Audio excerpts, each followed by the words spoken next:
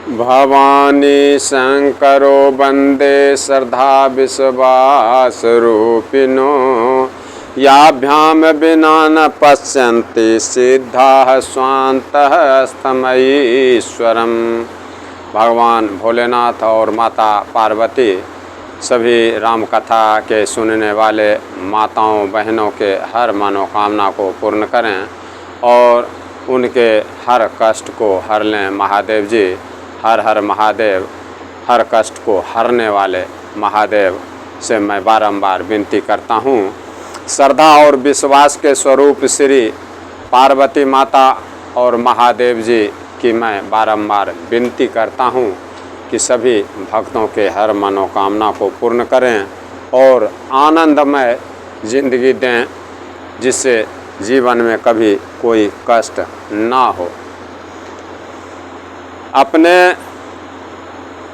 हृदय के अंदर अंतःकरण में स्थित ईश्वर को नहीं देख सकते हैं, जिनके बिना वही सिद्धजन अपने अंतःकरण के अंदर हृदय में स्थित ईश्वर को नहीं देख पाते हैं। श्रद्धा और विश्वास के स्वरूप श्री पार्वती माता जी और महादेव जी जो सभी भक्तों के हृदय में वास करते हैं, उनको मैं बारंबार नमन करता हूँ। वंदे बोधमयम नित्यम गुरुम शंकर रूपिणम यमाश्रितो हि वक्रो यपि चंद्र सर्वत्र बांधते। मैं ज्ञान के भंडार, ज्ञान के समुद्र, नित्य महादेव रूपी गुरु की बारंबार वंदना करता हूँ, जिनके आश्रित होने से ही टेढ़ा चंद्रमा भी सर्वत्र वंदित होता है। महादेव जी के मस्तक के ऊपर टेढ़ा चंद्रमा होने के बावजूद भी उन टेढ़ा चंद्रमा का भी पूजा किया जाता है सभी माताओं बहनों, सभी संत सज्जनों के द्वारा, क्योंकि वे महादेव जी के मस्तक पे स्थित हैं। इसीलिए महादेव जी के वजह से ही टेढ़ा चंद्रमा का भी पूजा होता है। अब हम सभी भक्तों को जनकपुर में, जहाँ माता सीता जी और प्रभु श्री रामचंद्र जी का विवाह होने वाला है, वहीं की कथा सभी माताओं बहनों और सभी भक्तजनों को बतलाना चाहता हूँ कि वहाँ क्या हो रही है, वहाँ का माहौल कैसा है, जनकपुर का किस प्रकार वहाँ खुशी छाई हुई है और वहाँ किस प्रकार के रीति रिवाज किए जा रहे हैं विवाह में, शादी में। उसी रीति रिवाज के अनुसार आज भी हमारे सभी माताओं और बहनों, सभी भाइयों सज्जनों का विवाह किया जाता है। आचारु करि गुरु गौरी गणपति मुदित विप्र पूजा बहि सुर प्रगति पूजा लेहि देहि आशीष अति सुख पावहि। मधुपर्क मंगल द्रव्य जो जेहि समय मुनि मन महु चहें भर कनक को पर कलश सो तब लिए ही परिचारक रहें। खानदान के विधि नियम के अनुसार, कुल आचार के अनुसार, खानदान के नीति के अनुसार को, खानदान के विधि विधान को करके गुरुजी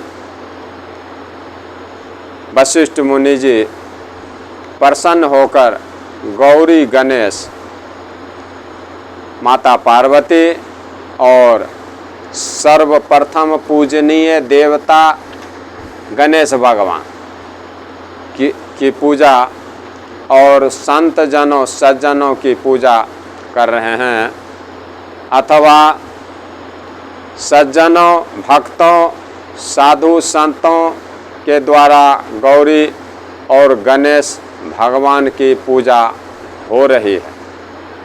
देवतागण प्रकट होकर पूजा ग्रहण कर रहे हैं, क्योंकि माता सीता और प्रभु श्री रामचंद्र जी की शादी है, विवाह है, इसलिए देवतागण प्रकट साक्षात रूप से पूजा को ग्रहण कर रहे हैं और प्रसन्न मन से आशीर्वाद दे रहे हैं और आशीर्वाद देते हैं और अत्यंत सुख पा रहे हैं। आशीर्वाद देते समय बहुत प्रसन्न हैं और मधुपर्क जो मंगलमय द्रव्य है आदि जिस किसी भी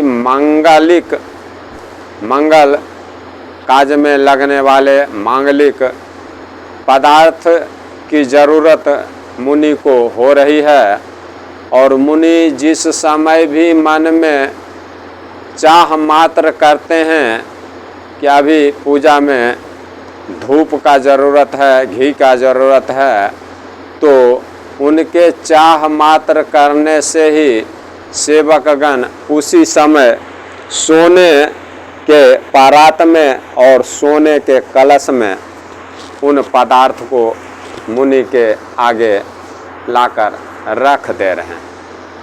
ऐसी वहाँ की पूजा पद्धति व्यवस्था है कि मुनि को कुछ कष्ट ना हो, पूजा करने में कोई दिक्कत ना हो, ये चीज़ नहीं मिला, ये चीज़ नहीं मिली, क्योंकि जगत के मालिक श्री रामचंद्र जी और जगत के माता सीता जी, जगत की अम्बा, जगत की जननी माता सीता की विवाह है।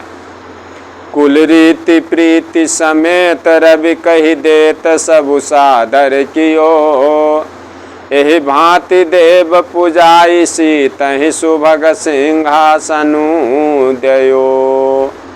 सिय राम अवलोकनि परस पर प्रेम काहू न लखी परे, मन बुद्धि बर बानी अगोचर प्रगट कवि कैसे करे। स्वयं सूरजदेव सूर्यवंशी हैं प्रभु श्री रामचंद्र जी, इसलिए सूरजदेव जी प्रेम सहित अपने कुल की सब रीतियाँ बता रहे हैं सूरज भगवान, और वे सब आदर पूर्वक की जा रही है जो सूरज भगवान बता रहे हैं। कुल की रीति रिवाज को उनके अनुसार, उनकी बात को आदर पूर्वक मानकर उनके अनुसार पूजा और कुल की रीति रिवाज को किया जा रहा है मुनियों के द्वारा। इस प्रकार देवताओं की पूजा करा करके मुनियों ने माता सीता को सुंदर सिंहासन, माता सीता को सुंदर सिंहासन दिया जा रहा है जिस पे जगत की जननी माता सीता बैठेंगी। एहि भ्यांति देव पूजाई सीतहि सुभग सिंहासनु दियो। सभी देवताओं का पूजा करके उसके बाद माता सीता को सुंदर सिंहासन दिया जा रहा है। सभी देवतागण प्रसन्न मन से प्रकट हो करके इस शादी में जिन देवता का भी पूजा किया जा रहा है वे देवता साक्षात प्रकट और प्रसन्न मन से पूजा को ग्रहण कर रहे हैं और माता सीता और प्रभु श्री रामचंद्र जी की जोड़ी को आशीर्वाद मन से दे रहे हैं, यानी प्रसन्न मन से दे रहे हैं, किसी को कोई तकलीफ नहीं है। ऐसी शादी है जिसमें देवी देवतागण अपने भेष को बदलकर छुप करके सुंदर नारी और सुंदर नर के रूप में इस राज समाज में इस जनकपुर की मंडली में शादी के माहौल में रम रहे हैं और सभी इस शादी के आनंद को देख रहे हैं अपने आँखों से।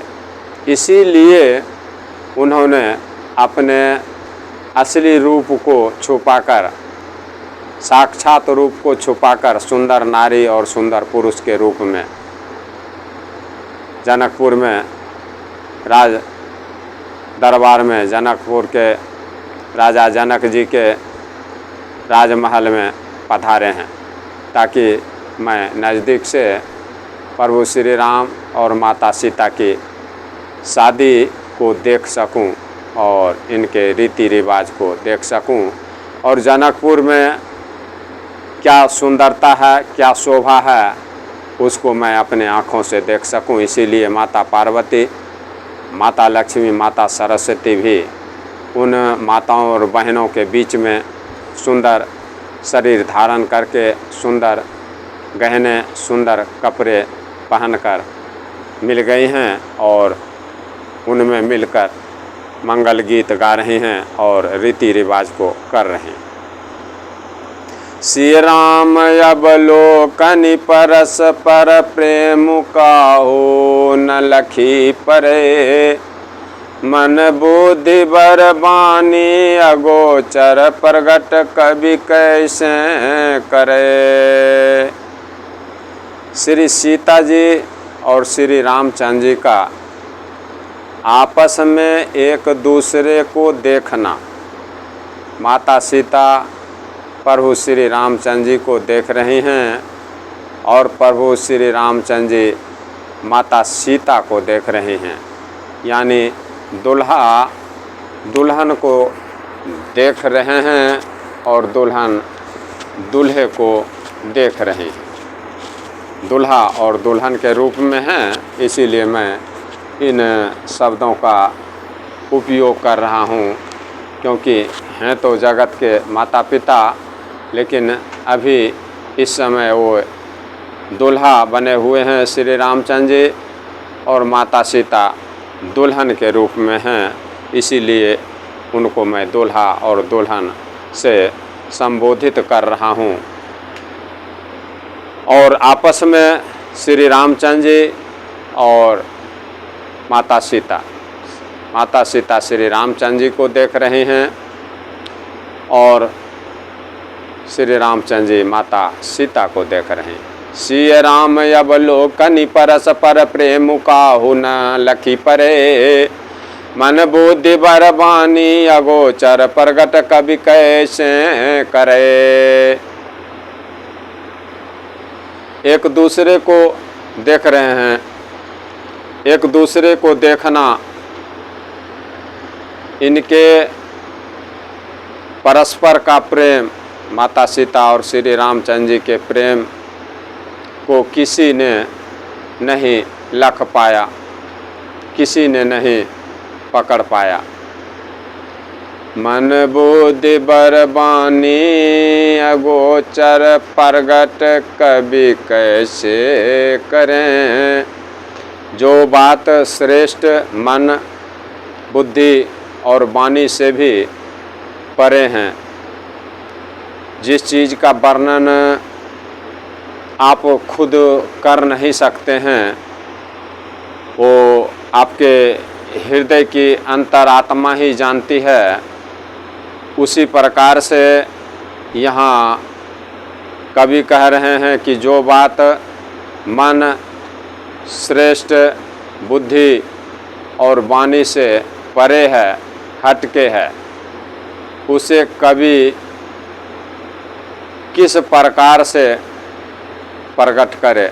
तुलसीदास जी यहाँ कह रहे हैं कि जो मन, बुद्धि से और वचन से अलग है, उसको मैं किस प्रकार से लिख सकता हूँ। भावना को प्रगट रूप से लिखना, साक्षात भावना को ग्रंथ में लिखित रूप में उतारना, ये किसी कवि के बस की बात नहीं है तुलसीदास जी के अनुसार। और इस बात का अनुभव हम सभी संतगण, माताएं, बहनें अपने हृदय में जो इस शादी के रीति रिवाज को देख रही हैं, जो श्री राम और माता सीता के शादी को देख रही हैं कथा के अनुसार, वो अनुभव ही कर सकती हैं कि उस समय जो शादी हो रही है और उस रीति रिवाज को निभाया जा रहा है, उस खुशी को, हृदय में जो खुशी होती है उसको प्रकट नहीं किया जा सकता है, उस खुशी का अनुभव ही किया जा सकता है। ऐसे भी खुशी होते हैं संसार में जिसका आप सिर्फ आनंद ले सकते हैं, अनुभव कर सकते हैं और साक्षात रूप में प्रकट नहीं कर सकते किसी को। होम समय तनु धरि अनलु अति सुख आहुति लेहि, विप्र बेश धरि वेद सब कही विवाह विधि देहि। अब हवन हो रहा है। हवन के समय अग्नि देवता शरीर धारण करके, साक्षात अग्नि देवता अपना शरीर धारण करके बड़े ही सुख से आहुति, जो हवन में आहुति दी जाती है, उस आहुति को अग्निदेव शरीर धारण करके प्रसन्न मन से आहुति को ग्रहण कर रहे हैं, आहुति को स्वीकार कर रहे हैं। विप्र बेश धरि वेद सब कही विवाह विधि देहि, होम समय तनु धरि अनलु अति सुख आहुति लेहि। और सारे वेद साधु संत का भेष धरकर विवाह की विधियां बता दे रहे हैं।